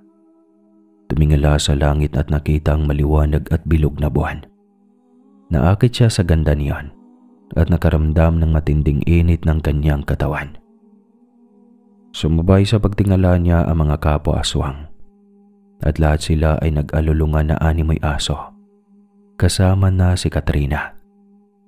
Nagkulay dugo ang kanilang mga mata hanggang sa dahan-dahan na nagbago ang kanilang mga anyo. Nagsimula iyon sa kulay ng kanilang balat. Mula sa maputlang porselana ay naging abuhin. At ang ilan naman naging makintab pa sa grasa. Nagdanggala ng damit ang mga nilalang sa loob ng bulwagan. Nangganap na silang maging aswang. Nangingibabaw sa kanilang pagiging mabalasik at matapang. Kaya naman nakakabinging sigawan din. Ang pinakawala ng mga taong kanina lang ay biniyahe pa mula sa malayo para mapagsaluhan nila. Kagaya ng mga aswang, wala ding saplot ang mga tao na pinaliguan pa isa-isa para malinis ang katawan. Nang sa gayon ay maayos silang malantaka ng mga aswang. Malamig na tumitig sa kanila sa Viera. Mga kapwa ko aswang, tayo ay magdiwang. Pagsaluhan natin ang masasarap na putahing buhay pa na nakahain sa ating harapan. Anya, at sa isang iglap, naglundagan na ang mga aswang papunta sa napipisil nilang mambibiktima.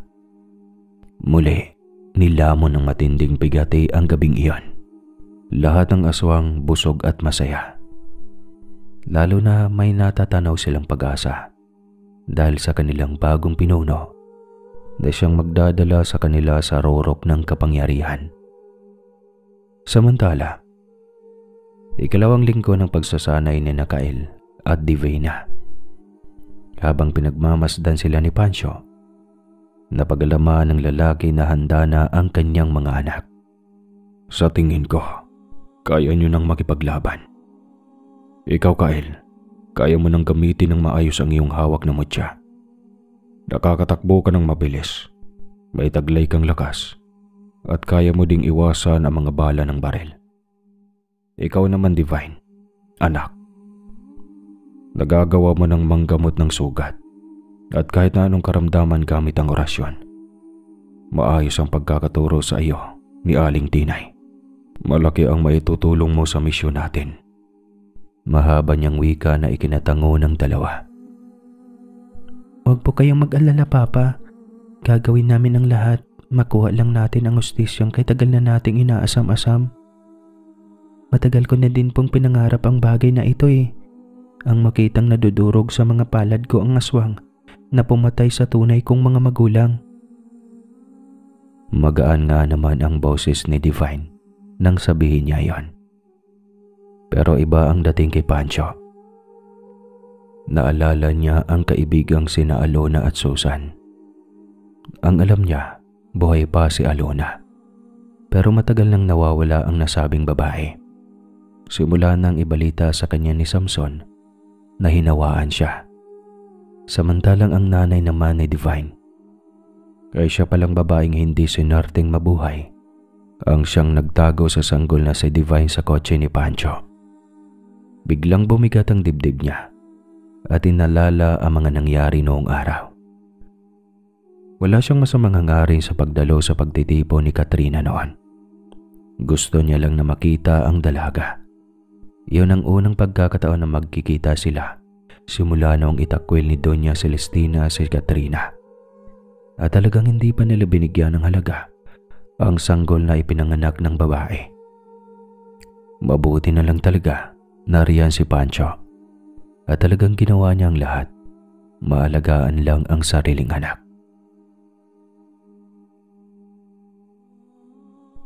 Nalulungkot ako sa ginawa ng mama mo, Kyle. Hindi ko akalaing magagawa niya ang bagay na ito. Hindi man lang niya hinayaang mabuhay ang mga kaibigan niya. Ako nga ay nahihirapang isipin kung ano ba ang pwede kong maging reaksyon oras na makita ko siya. Hindi ko masikmurang pagiging aswang niya pa. Kita niyo naman po kung ano ang kasamaang naidulot nito sa mga tao. Malungkot na pahayag ng binata. Hindi ko siya masisisi kung mas ginusto niyang maging aswang kaysa sa normal na tao, anak. Kahit anak mayaman ng mama mo, tagapagmana ng pinakamalaking asyenda sa bayan ng Gabihan, hindi pa rin mababago ang katotohanan na mabigat ang loob ni Katrina nang itakwil siya ng sariling ina. Ni minsan, hindi tayo tinanggap ng lola mo, anak. Kaya naman para makalimutan ni Katrina ang sakit, napilitan siyang magpakalayo-layo. Sa alot ang tingin ni Doña Celestina sa mama mo. Papa, kahit ilang beses pa po tayong sakta ng iba, hindi po ba sinabi ninyo na tayo pa rin ang may kakayahang magdesisyon para sa ating mga sarili? Tayo pa rin ang masusunod kung gugustuhin natin gumawa ng masama o hindi.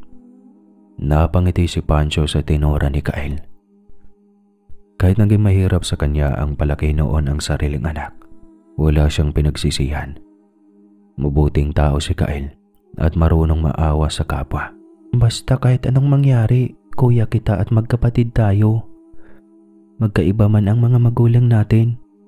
Biglang sabat ni Divine na ikinahalakhak nilang tatlo. Nakahanda na silang bumiyahe. Kaya naman naging malupit na ang kanilang pag-iinsayo. At dumating din ang tatdang araw. Nasa sasakyan si Pancho sa driver seat at nasa passenger seat naman si Kyle. At sa likurang namang pwesto ay si Divine na noon hawak ang isang kulay itim na libro kung saan nakasulat ang iilan sa mga napag-aralan na niyang orasyon. Handa na ba kayo mga anak? Mahinahong wika ni Pancho bago binuhay ang makina. Tumango kaagad ang dalawa. Handa na po kami, Papa. Sabay na sambit ng dalawa. Huminga ng malalim si Pancho at nagsimula ng magmaneho. After 18 years, ngayon pa lang siya babalik ng Gabihan. Kinakabahan siya. Sa totoo lang, hindi niya alam kung ano ang magiging resulta sa pagkikita nila ni Katrina. Ilang oras din ang binayahe nila hanggang sa dumating sila sa kabisera. Napansin ni na Pancho, medyo nagbago na ang itsura ng lugar. Nakaabot na din kahit papano ang mga makabagong teknolohiya. May mga computer shop na kasi at mga hulog piso machine. Ito na po ba yun, Papa? Si Kyle. Ito na nga ang kabisera, anak. Pero ang mismong bayan ay mga kalahating oras pa mula dito. Huwag kang mag-alala. Hindi kagaya ng syudad ang Gabihan. Sagot niya. Tumango kaagad si Kyle. Mahigpit ang hawak niya sa bag na may lamang mga pangontra laban sa mga aswang. Si Divine naman, panakanakang nakikiramdam sa paligid. Papa? Mahinang tawag ng dalaga. Napalingon naman kaagad ang lalaki. Bakit anak, Divine? May nararamdaman akong aswang sa paligid. Pagkasabi ni Divine ng mga katagang iyon, mabilis pa sa 4:00 na lumabas ng kotse si Kyle. Ayon, nakita na lang siya ni Pancho na kay bilis tumatakbo habang may hinahabol na kung sino. Bumaba din naman kaagad si Divine. Lumapit sa driver side. Papa, sundan ko lang po si kuya. Aswang kasi yung hinahabol niya. Kaswal pang sambit ng dalaga na animoy kabisado na niya ang gagawin. Tumango na lamang si Pancho at hinayaan na si Divine na sumunod. Hingal na hingal naman si Kael habang hindi hinihiwalayan ng tingin ang namataan niyang aswang na kanina pa takbo ng takbo. Hindi niya alam kung saan papunta ang aswang o baka naman uuwi ito sa kuta nila, pero kailangan niyang magsagawa ng patibong na siguradong kakagati ng mga kapwa nito aswang. Hanggang dyan ka na lang, aswang! Sigaw ng binata at iniumang sa nilalang ang hawak niyang buntot pagi. Hindi niya hayaang makatakas pa ang aswang, kaso lang bago pa man niya mahuli ang nilalang, may tumama ng palaso sa dibdib nito. Gulat na gulat si Kael, tsaka binalingan ng tingin ang pinanggalingan ng palaso. Isang lalaking sa tansya niya ay bata pa lang sa kanya ng 2 o 3 taon. Puti ang buhok at matikas ang tindig. Sa kanya nanggagaling ang pana. Ang mga aswang na kagaya ng lalaking yan, hindi mo na pinapatakbo pa. Kapag nakatakas siya na nakabalik sa kuta nila, siguradong maghahakot ng mga kasama ang aswang na yan. Baka pati mga kaanak mo, tugisin pa nila. Hindi mapigilan ni Kael na mamangha habang pinagmamasdan ang bagong dating na binata. Halatang mas gamay ng lalaki ang pakikipaglaban sa aswang. Lalo na't asintado ito. Kaso lang, kung makapagsalita ang lalaki, tila ba mas maraming alam. Mukhang marami kang alam tungkol sa mga aswang, anya, na ikinatangawan ng binata. Ngumiti siya sa lalaki at inaumang ang kanyang kamay. Ako nga pala si Kael, at ano ang pangalan mo? Ako si Lucas. Sa tingin ko, mabilis ka at hindi ordinaryong tao. Nararamdaman ko ang parsa na kapangyarihan ng anting-anting na hawak mo. Sambit ni Lucas, na mas lalong nagpamangha kay Kael. Hindi niya akalaing makakilala siya ng taong may angking galing at hilig sa pagtugis ng mga aswang. Boys, ako naman si Divine. At bago kayo mag-usap dyan, sinigurado niyo sana na talagang hindi na makakatakas ang aswang. Bungad naman kaagad ni Divine. Sabay lapit kina Kael. Umawak siya sa braso ng kanyang kuya. Sabay tinitigan si Lucas. Nang hindi siya makontento, hinawakan niya ang kanang kamay ng lalaki at napasinghap. Alam kong hindi ka tao. Nararamdaman ko ang malakas na parsa mo. Parsang alam kong taglay ng mga engkanto. Tura ng dalaga. Sa pagkakataong iyon, si Lucas naman ang humanga sa kanya. Hindi akalaing makilala ng dalaga ang kanyang tunay na katauhan. Ang galing. Nalaman mong hindi ako tao. Base sa pinapakita ninyo, hindi na ako magpaligoy-ligoy pa. Kayo ang kailangan ko. Kailangan saan? Tanong naman ni Kael. Kailangan ko kayo para may katulong akong tumugis na mga aswang. Sa huli, piniling sumama ni na Pancho kay Lucas. Wala silang matutuluyan at ang balak na sana nila ay sumugod kina Katrina.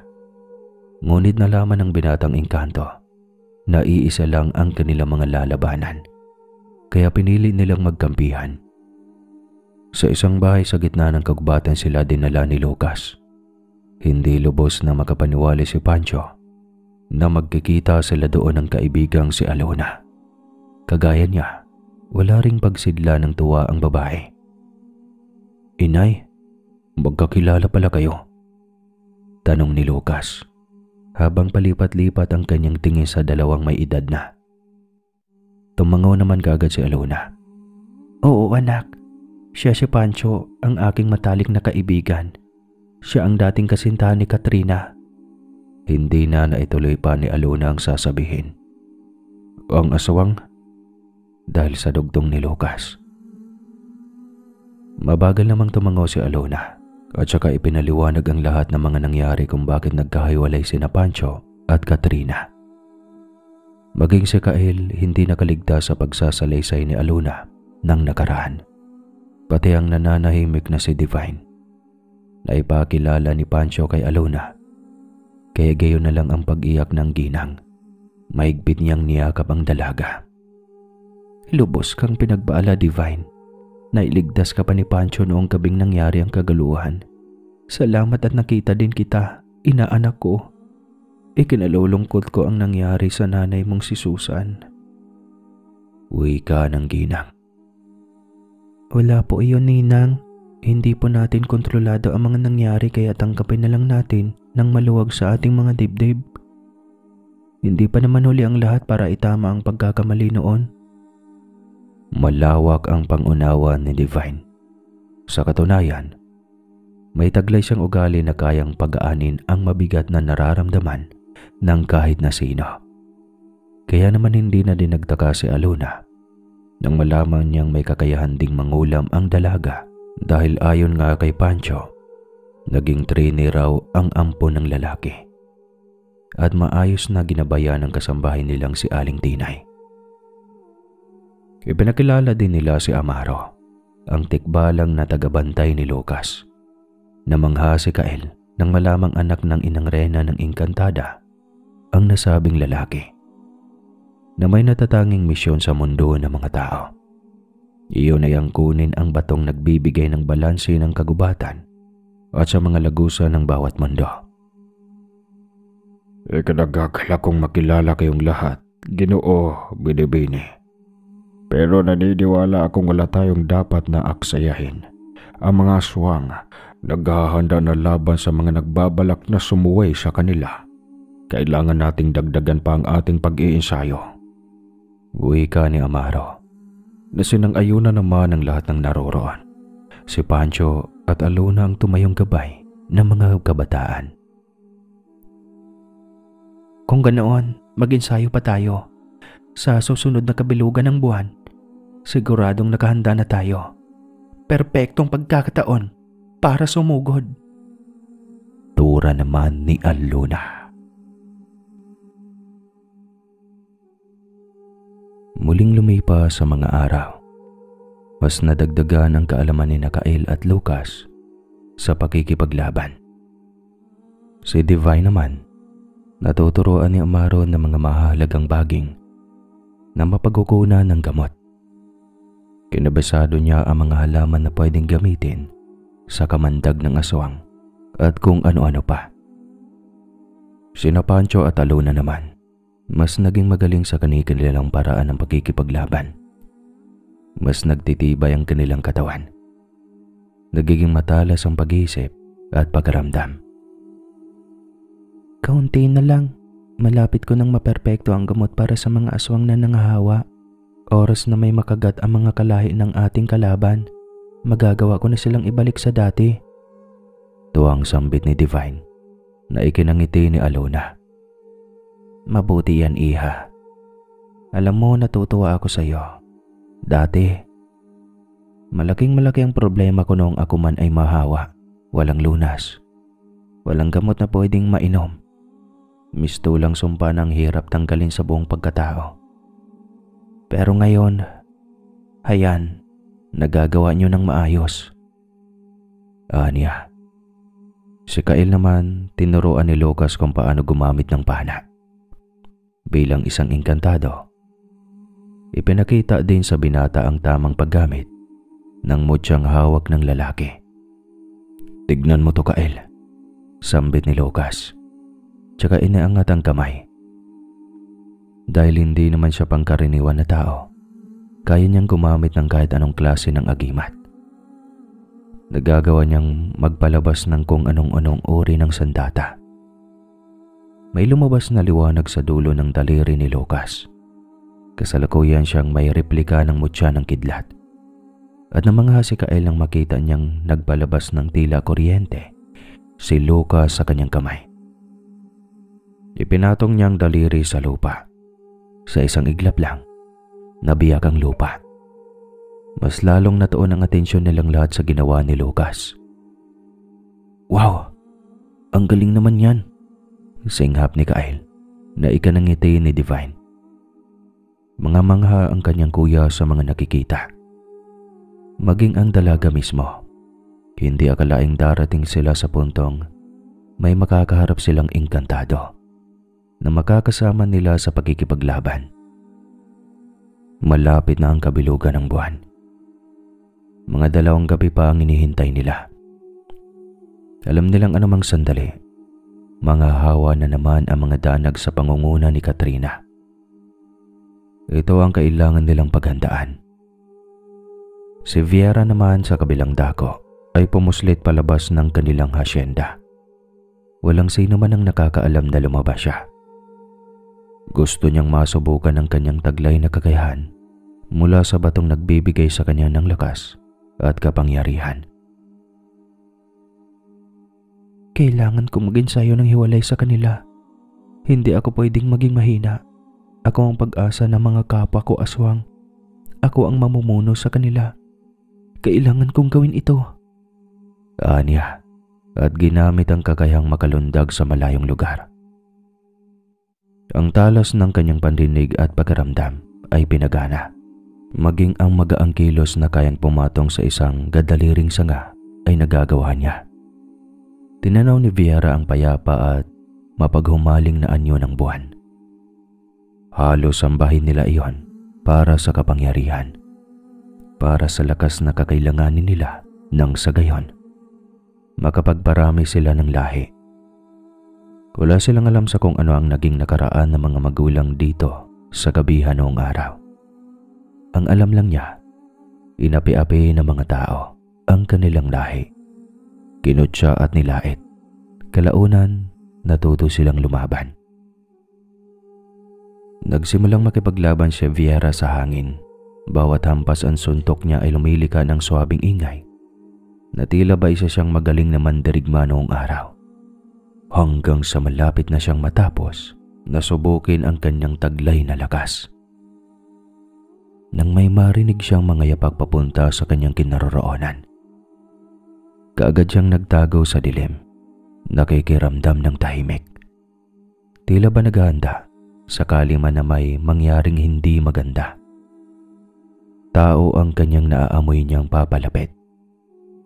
Ilang sandali pa, tumambad sa kanya ang isang lasing na susuray-suray pang naglakad sa parteng iyon ng kakahuyan. Marahil, pauwi na ang lalaki. Habang lumulundag siya sa papunta na lugar na iyon kanina, ay may nadaanan siyang mga kabahayan. Hindi naman mukhang mapanganib ang lalaki, pero kumalam ang sikmura ni Viera. Ito ang pinakaunahang pagkakataon, nakakain siya ng tao. Kinakabahan man, nagbago siya ng anyo at hinayaang lumitaw ang kanyang pagkaaswang. Mapupula ang mga mata, matulis ang pangil at mahaba ang mga kuko. Mas lalong naglaway ang dalaga nang malanghap niya ang pinaghalong pawis at natural na amoy ng tao sa kanyang ilong. Kakanta-kanta pa sana ang lalaki, pero hindi na nagaksaya ng oras sa Viera. Mabilis na niyang nilundagan ang lasing at sinakmal ang lig nito. Pasensya na, wala sa isip ko ang lumantak ng tao ngayon. Pero kasalanan mo na dumaan ka sa parte ng kakahuyang ito. Nagutom ako bigla. Anong... Hindi na nakapiyok pa ang lalaki nang bumao na ang matutulis na pangil ni Viera sa leeg niya, tsaka sinipsip ang masaganang dugo. Pakiwari ni Viera, nagliwanag ang kanyang mundo nang dumaloy sa kanyang lalamunan ang malapot at malansang likido na iyon. Kung nasusuka ang ilan sa kanila, iba siya, dahil tila siya isang sundalong uhaw na galing sa matinding labanan. Sinaid niya ang dugo ng lalaki, kaya hindi na siya nakahanap ng pagkakataong makapanlaban. Basta na lang nagkikikisay ang kanyang biktima hanggang sa tuluyan na siyang binitawan ni Viera. Malapot ang dugo mo at masarap, pero gutom pa ako. Mukhang marami-rami ang mabibiktima ko ngayong gabi. Anya, sabay laghak ng may lutong. Kinaumagahan, nagising si Kyle at Lucas at Divine sa ingay na naging pag-uusap ni na Alona at Pancho. May natagpuan na raw na bangkay sa bungad ng kakahuyan. Hindi tinorture, pero said na ang dugo. Ang mukha ay parang sa manikang basahan. Maliban pa doon, may mga natagpuan din 3 hanggang 4 kataong ganoon din ang anyo sa iba't ibang parte ng lugar. Nagsisimula na silang magasik ng lagim. Kailangan na natin silang mapigilan bago pa nila maubos ang mga tao sa buong bayan. Kabadong wika ni Alona na ikinatango ng lahat. Bukas, kabilugan na ng buwan. Nakahanda na silang lumaban at pababagsakin nila sina Katrina. Dumating din sa wakas ang araw na kanilang pinakahintay. Nagagawa ng paunang pagmamatsyag sina Amaro at Lucas. Kinabasadong pasikot-sikot ng buong asyenda. Maya-maya pa, bumalik sila sa kanilang tahanan gamit ang mga portal na ipinagkaloob sa kanila ng kaharian ni na Amaro na pwedeng daanan. Ano? Kumusta ang asyenda? Salubong kaagad ni Alona nang dumating na ang anak. Inay, mukhang may piging silang hinahanda. Abala ang lahat ng aswang. Kailangan nating makasali sa kanilang selebrasyon.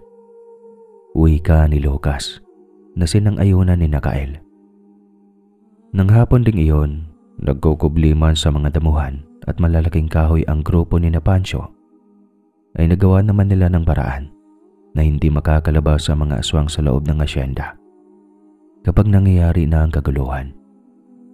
Hindi naman lahat ng aswang na naroon ay mandirigma. Tila ba nasa isang tahimik na pamayanan lang sila, kung saan tao ang pangunahin nilang pinagkukunan ng makakain. Naglagay sila ng mga harang sa paligid, mga inorasyon ng tanso at barya. May mga holy water din at bagakay. Ginagamit ang mga ito bilang armas at panlabang sa aswang, pero sinadya nilang ikalat para sakali man na maging mailap ang mga aswang habang tinutugos nila. Makakapulot sila ng pangontra kahit saan. Ihanda ninyo ang inyong sarili.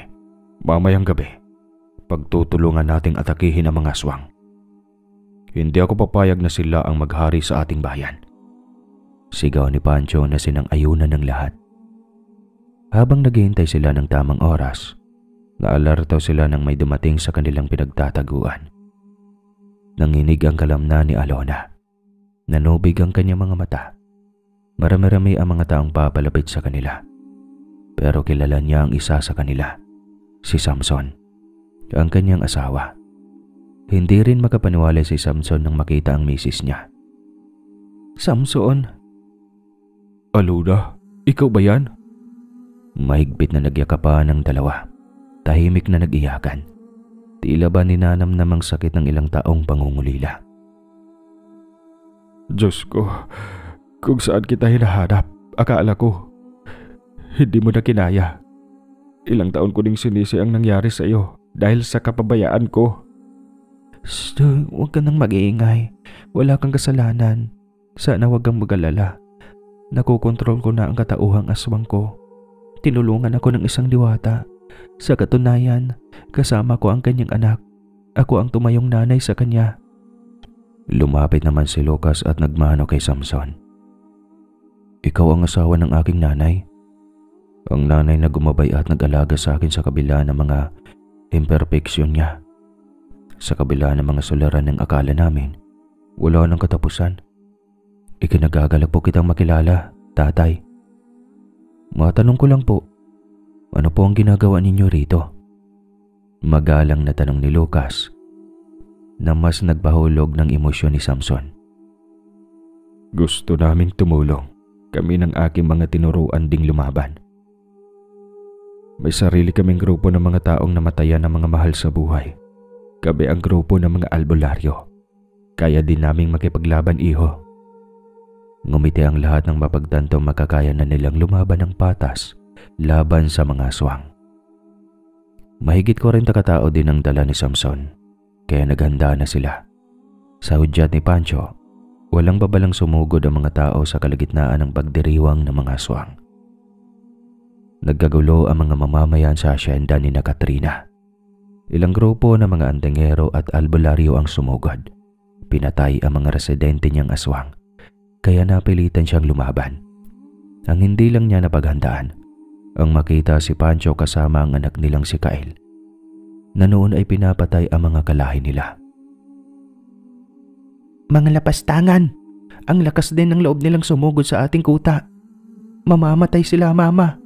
Papatayin ko sila. Nang gigigil na wika ni Viera. Patakbo niyang sinugod si Kyle. Nilabanan pero malakas din ang lalaki. Nagagawang sanggain ang bawat atake niya. Itigil mo na to, Viera. Hindi ka magtatagumpay. Nagpalitan ng atake ang dalawa. Aswang laban sa antingero. Babae laban sa lalaki. Magkadugo at magkapatid sa ama. Nanlalaki naman ang mga mata ni Katrina nang matitigan si Kyle. Nakaramdam ng lukso ng dugo. Kaya naman nang tangkain niyang lumapit, humarang kaagad si Pancho. Hindi mo na malalapitan ang anak natin, Katrina. Tama nang minsang itinakwil siya ng pamilya ninyo. Hindi mo na siya masasaktan ngayon. Galit at puno ng hinanakit na wika ni Pancho. Nagkatitigan ang dating mga puso ng nagmamahalan. Pinagkaramdaman nila ang paligid. Walang katapusang labanan. May nagagapi, may nakakalaman. Lahat gustong magtagumpay. Pero sa pagkakataong iyon, malakas ang parsa ni Kyle at Lucas. Mas lalo pang dumami ang mga taong nais silang tulungan. Mga albularyo at babaylan mula sa ibang bayan. At napapagawi na sa gabihan para makipaglaban.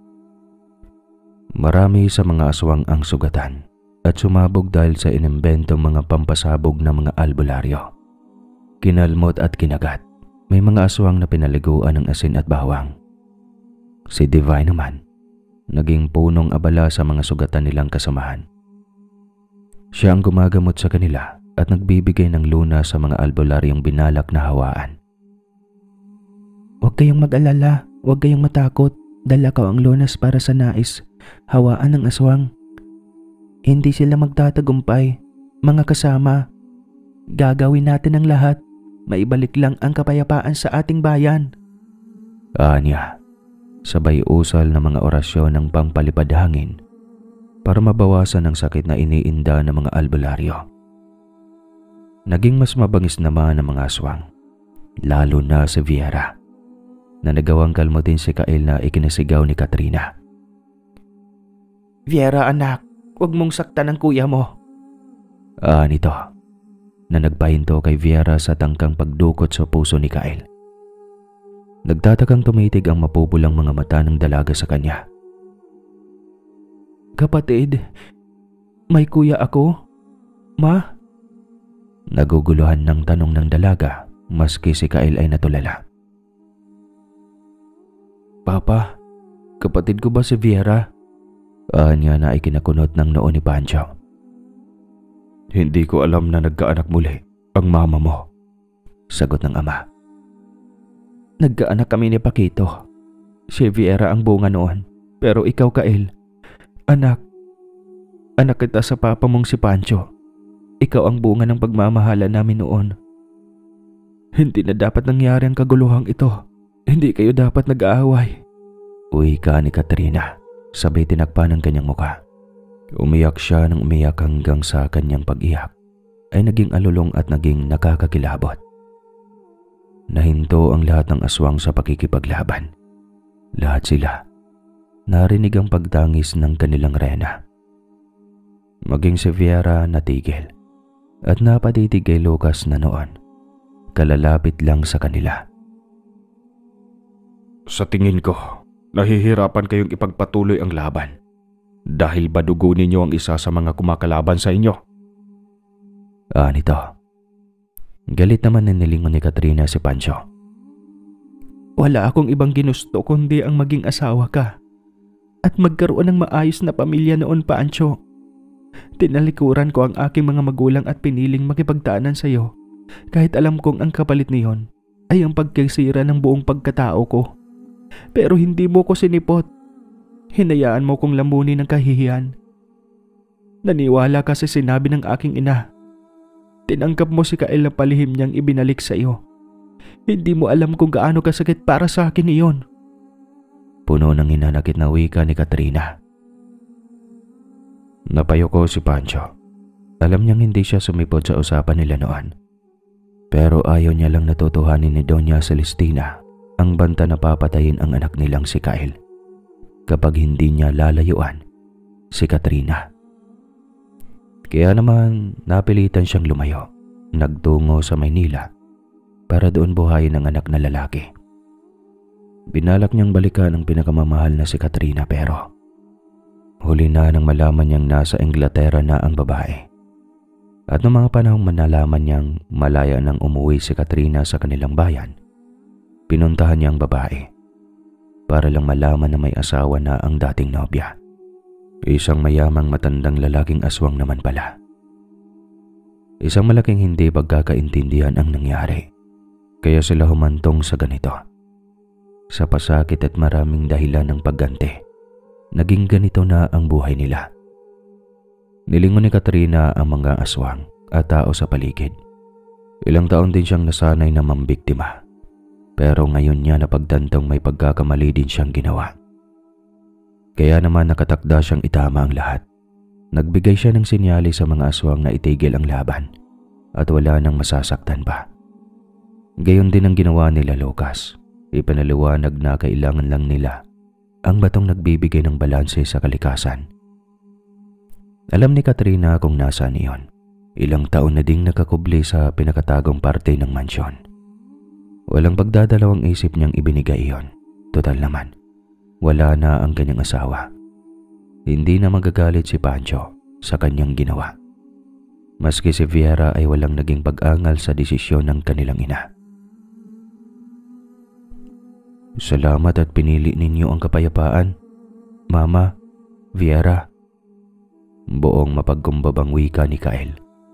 Hinalikan ni Katrina ang panganay na anak. Ito naman talaga ang dapat.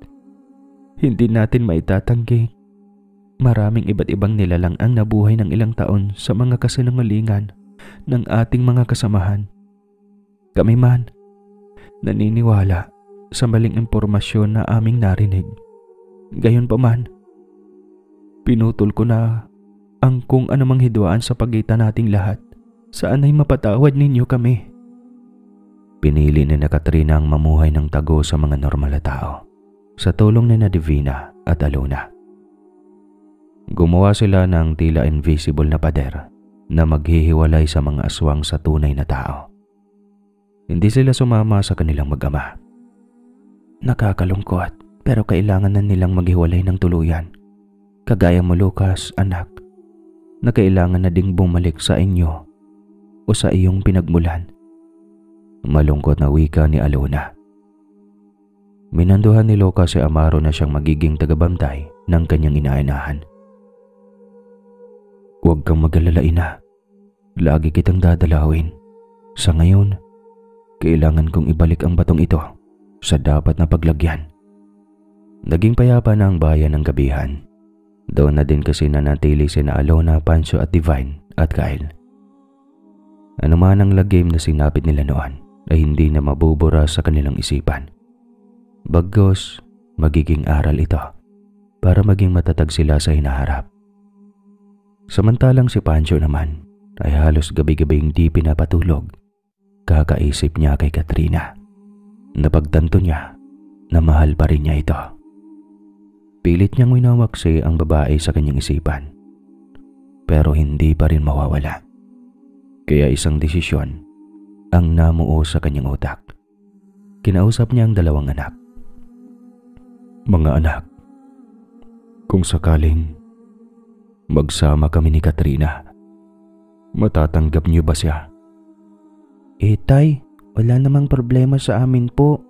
Kung saan ka masaya, susuporta kami. Oo nga po tay, sa totoo lang tay. Hindi din mawala sa isip ko si mama. Alam mo na tay, ilang taon akong hindi naalagaan ni mama at hindi ko nasubukan ang alaga ng isang ina. Pero mga anak, samahan niyo ako. Puntahan natin sila. Kaagad silang pumunta doon sa lugar kung saan nakatira ang mag-ina. Nang makarating sila doon, Anong ginagawa niyo dito? kaagad na hinawakan ni Pancho ang kamay ni Katrina. At nag-alisa naman ang tatlong bata. Kunwari ay may gagawin sila. Katrina, hindi mo na ba ako mahal? Pancho, sa totoo lang, hindi naman nawawala talagang pagmamahal ko sa iyo. Halos walang oras na hindi kita iniisip. Simula nang makita kita at ang anak nating si Kyle. Kayo na lang ang laman ng isip ko. Sobra akong nalulumbay dito.